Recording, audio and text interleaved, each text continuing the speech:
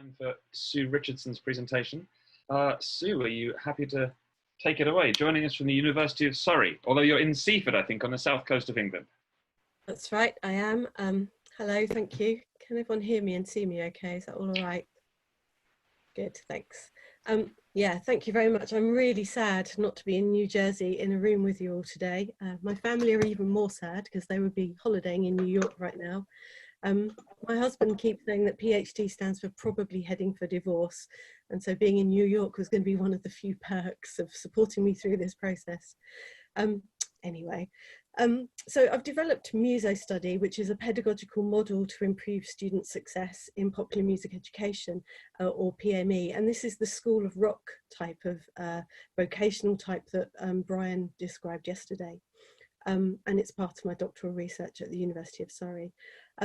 It's based on the monkey, which you can see everywhere behind me, because it's a bit like Elena was saying, it's about the monkey mind maybe, and trying to help students to calm that and focus on their studies. And it's Musostudy, so that's where the name has come from. So I'm going to take you through, oh, that's not working. Why isn't that working? Oh, okay, it's working that way. That's interesting. The clicking's not working. So there's 4 stages of my presentation today. We're going to look at researching the problem of study skills in PME, how Musostudy could be a possible solution for it, present some of my initial results from my first year of research, and then some conclusions and recommendations. But first of all, I'd like to start off with a question: which comes first, the teacher or the student? And this is because my research is about student success, but actually I'm focused on the teachers. So we'll come back to that at the end. So researching the problem. For 8 years, I was a sessional music theory teacher at BIM, the British and Irish Modern Music Institute, which is a popular music private higher education institute. I'm now a postgraduate tutor on the teacher training PGCERT and the Masters in Learning and Teaching.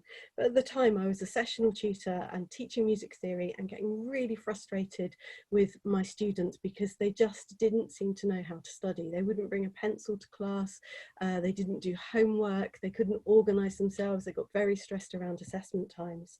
And I got very frustrated on their behalf. And I was trying to see how I could help. I had no control over the students who came onto the course, and I had no control over the scheme of work I was teaching. And so all it seemed that I could do was change the way I was teaching and try to help them with some of these soft skills or things that are external to what I was supposed to be teaching them. So I wanted to look at creating a pedagogic model and a toolkit to help try and make a difference. So the first stage was to research what the problem actually was, and I looked at the institute, the students and the tutors. And so with the institute, BIM has very low entry requirements. You don't need A-levels necessarily, or you need one small diploma. In fact, 60% of our students don't have A-levels, which is the qualification you would do at 18 at the end of your secondary schooling. It has a very strong vocational and practical bias. So as popular music studies in UK universities seems to diminish, these private vocational courses are on the increase. It has a very successful brand image. It kind of portrays the idea that you're going to come to this beautiful, wonderful, lifelong gig rehearsal, and it downplays the academic side of it. And it's also quite siloed. If you have a study skills problem, you'll go for a specialist tutorial. It's not dealt with in class. I feel like the modules are quite siloed as well. There's not many links made between them. And so as a sessional tutor, you can feel quite siloed because you've got a day job being a musician and you come in for a few hours and you teach and you don't necessarily see the rest of your team. So that can be quite isolating. And we have the students. They have a low academic base, as I said, and not necessarily from non-traditional backgrounds. So it's more a lack of interest in academic pursuits. They want things to be practical and relevant, and this came out really clearly in the survey I did. If they didn't see a session as relevant and interesting and they didn't like the tutor, they would switch off. And boring was a term that came up quite often. One of them said even the tutor looked bored. And they needed time management help, especially around assessments, because they're not used to having all of the assessments coming at one time at the end of the year. They found that very stressful, and they have paid employment. They're doing a full-time course, and yet a lot of them were working 20+ hours a week to try and earn money. They also, I felt, maybe didn't always have an awareness of their position in studying and their responsibility, and I think maybe that speaks to students as consumers. And then the tutors, we are employed because we are industry experts. We're not employed for our teaching ability. A third of BIM tutors don't have an undergraduate degree. And there's also an interesting thing that came out in the interviews, that I could detect a link between your industry identity and your teaching identity and the way that you taught. So for example, if I was a music business manager that just came into BIM for a few hours a week for the money to do a bit of teaching, I would probably have quite a lecturing based attitude towards teaching. I come in, I tell you this stuff, and it's your problem as the student whether you learn it or not. So here's the gap. We have low academic students. We have quite a very vocational and practical emphasis on the course, which still has academic elements. And we have tutors that don't necessarily have that academic background or interest to try and support that. So I devised a model to try and address the study skills, and an element of engagement I found was required first, to help the students to be aware of their role in studying and to see the relevance of the module to their own development. And this seemed really important. And it became more about student success. And student success encompasses practical, vocational and transferable skills, as well as intrapersonal and interpersonal skills. So this created two elements to the model: study skills and engagement.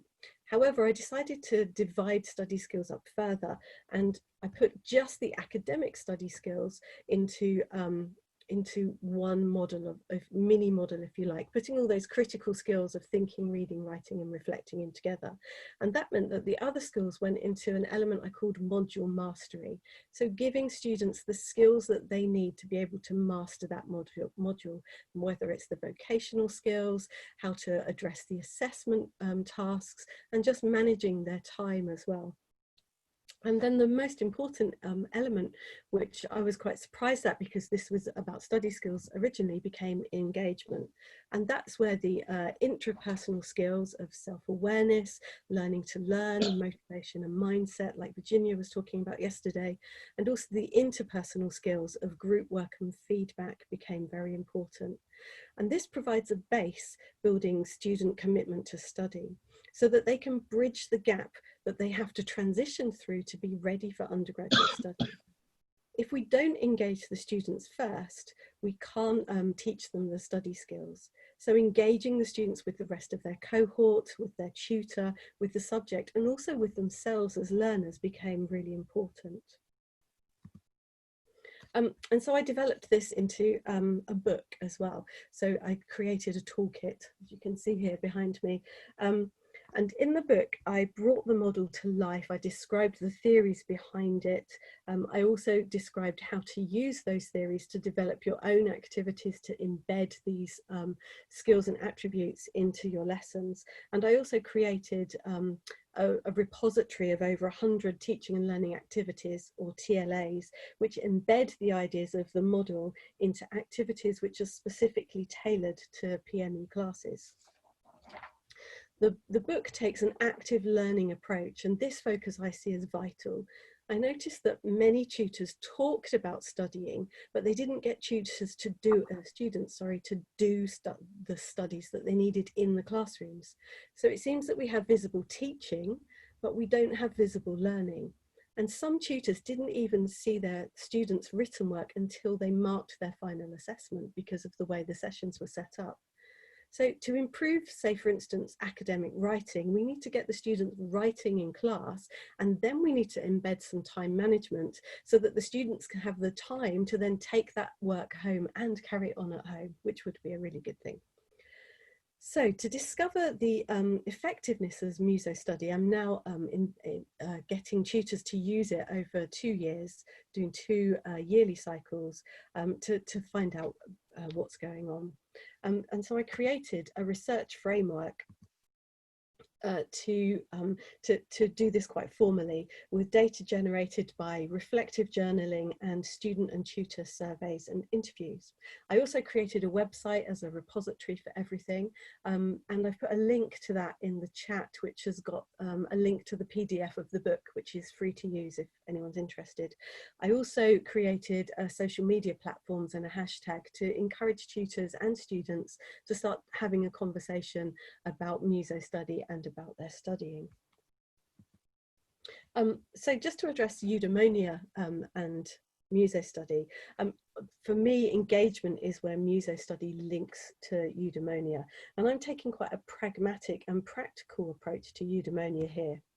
In the Oxford Handbook of Happiness, Hooter expresses elements in her description of Eudaimonia, elements that I see are in Musostudy's approach to engagement, which is community, fulfillment through action, and identity.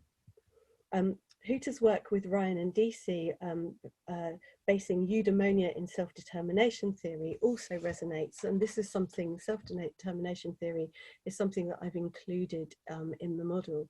So elements of self-awareness, competence, relatedness and autonomy just become really important in that engagement area. And so these are all found in Musostudy, encouraging students to be aware of their role in their learning journey, improving the competence in learning to learn, and seeing relevance in their learning. Marissa's work, talking to achieving eudaimonia by teaching through music, also speaks to me of the relevance and the practical nature of sessions. Students may often be encultured in their own musical preference and can feel alienated when they don't feel this is represented. So Musostudy acknowledges that eudaimonia is central to students' desire to make music, but also that this may be somewhat lost in the pursuit of academic success. And so some of the TLAs embed students' preferences for music back into the learning and try and make that a central thing. So the results after year one, 3 tutors agreed to use Musostudy in a formal research way over a 10-week period. And I've given them I've anonymized them and given them pseudonyms, and they are John, Paula and George. Sadly, only 3 people agreed to take part in this research, so we've got no Ringo. John, first, in his post-implementation interview, I asked him how he got on, and he said, I feel like I've probably not engaged with Musostudy very well. It's more than just some TLAs, isn't it? It's like the depth that I basically just didn't look at. So I said, well, why were you drawn to Musostudy then? And he said, well, in the staff training that you ran, I was able to, in 2 of BIM's colleges, run some training on Musostudy. He said, yours was really targeted and you gave examples and it was like, yes, this could work in this situation. And he talked about staff training. Normally, he said they bang on about active learning, but they don't actually tell you how to do it. And you brought it to life and gave realistic examples. So although Musostudy is about study skills, he said, I didn't really see it as that. It was like, this is a way to get some variety into my lessons, and because I follow the same format each week. So for him, it was actually just about a nice teaching book, if you like. And then we have Paula. Paula's in her first year of teaching.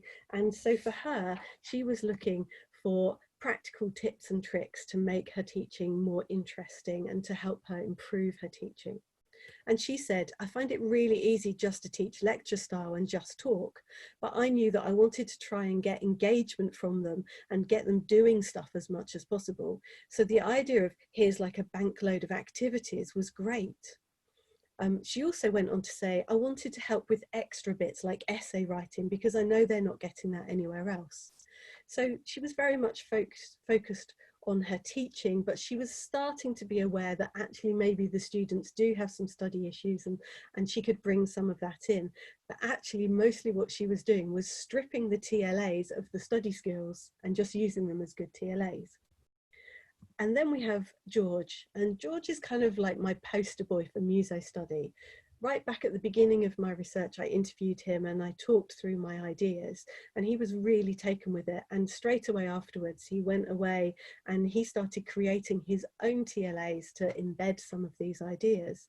And so when he finally got hold of the book and was formally using it, he said he felt for him it was like validation.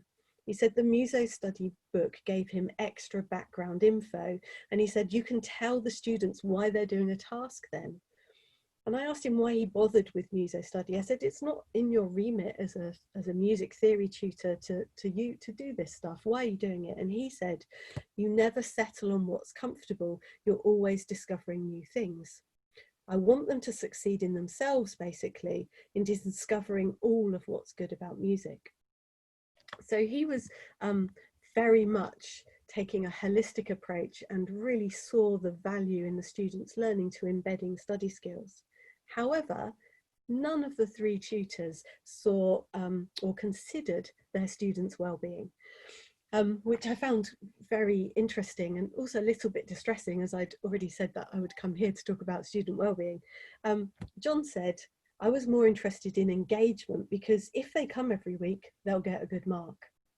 Paula said, if they're understanding stuff we're covering, seeing how it applies to them, they're probably going to be like excited and want to study it more. And so that was how she interpreted student well-being. It was more through getting them engaged and interested.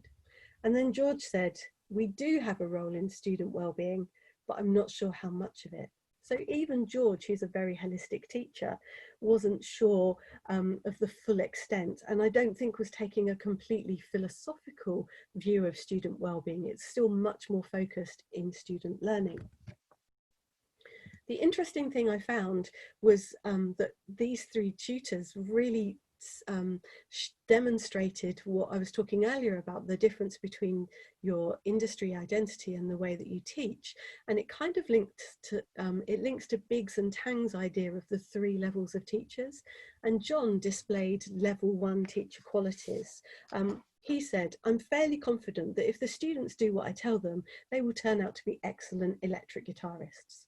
So it was very much, I'm telling them what to do, and then they'll be fine if they do what I tell them to do. So that's a level 1 teacher. You just come in and lecture. You're not too worried about what the students do with what you tell them to do. And then Paula said, I get a lot of enjoyment out of teaching and teaching the way that I am teaching. And so her focus is very much still on her teaching. She hasn't quite got the confidence or the expertise yet to switch that round to be focused on her students' learning. So she's what Biggs and Tang would call a level 2 teacher. And then there's George. George is really focused on the learner, which is a level 3 teacher. And he sees that his teaching and his students' learning as part of his role as being a musician. And he said, a musician does everything. I think a musician writes and they educate and they create. Art by its very nature is both educational and creative and an expressive thing rolled into one. So I think you can see this very holistic approach that George was taking. So, conclusions and recommendations. I found that the tutors were not directly concerned with student well-being, and I was really surprised by this. And it would seem that John and Paula are more focused on their teaching than the student learning, and that what Musostudy was actually a handbook on how to teach and some great TLAs that they could use to vary their teaching rather than focusing on student success. It was the activity rather than the activity's intention that John and Paula were primarily interested in. And I think that the Eudaimonia for PME tutors now becomes the primary focus. Having set out to say that Musostudy links Eudaimonia to PME students, I can't, I'm afraid. The tutors weren't directly concerned with student well-being. But my sense from this initial research is that it's the students' eudaimonia the teachers' eudaimonia that needs to be considered in order to allow them to consider it in their students. However, the tutors responded to the community of practice that I seem to have been creating. And Laven Wenger's idea of this community can be described as people who share a concern or a passion for something they do, and they learn how to do it better as they interact regularly. And then Wenger Trainer goes on to describe the conditions of community as commitment to a shared domain of interest, where they help each other and share information. They build relationships to learn from each other and develop a shared repertoire of resources. And Musostudy, almost by accident, became this because I was offering a domain of interest that I was passionate about. I provided specific information. I was offering a supportive relationship and encouraging us to use and contribute to a shared repertoire of resources, the TLAs. And so Musostudy can become a central focus which links tutors across disciplines and across colleges. And BIM still doesn't yet have that culture of learning and teaching. And I'm hoping that maybe Musostudy can start to create that, which would be a really good thing. My reasons for starting the PhD were always tutor focused. And so I'm really excited about the direction that this could now take and the energy and momentum that Musostudy could create amongst PME tutors. So if we engage the tutors to engage the students, then it's a sprat to catch a mackerel. So my recommendations to suggest that we need to look at the eudaimonia of PME teachers, and the ways that I suggest that we do that is to reduce the silos, to create this community of practice and make these links. I also think that we can create a vocational pedagogy for PME, and this is an under-researched area, I feel. June referred to this yesterday. She said that people are creating systems without looking at the people. And I feel that PME research tends to sit here. We look at things like hip hop pedagogies and should we be teaching punk, but we're not looking at how the learners learn or how the teachers teach in PME. So Musostudy is in part a vocational pedagogy. It addresses the practical nature of students and the course, but it also offers a bridge to more academic pedagogies. And as private PME institutes in the UK are encouraged to become universities, they're starting to now offer postgraduate courses like the MA that I'm now teaching on. Therefore, we need to address academic pedagogies at undergraduate level to help students transition to master's work.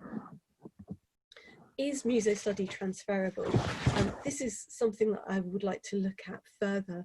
I received some funding to produce the books, to be not here in New York, and one of the reasons that I was given this funding award was because they could see that Musostudy could be transferable and could be used maybe in other vocational areas.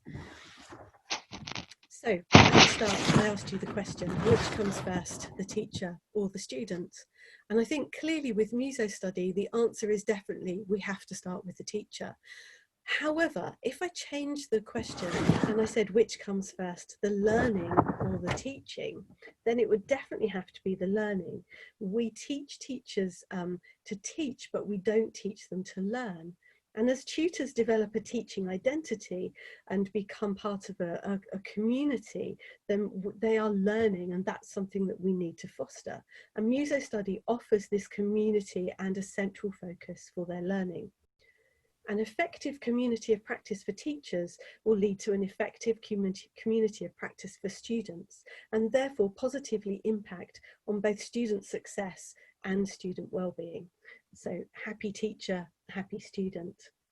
Thank you. And just to say that if you'd like to download and use the handbook, it is a free PDF. It has a Creative Commons on it, and really the main thing for me is that if you do use it, then just please do tell me, because anything that you tell me is going to help with my research. So thank you.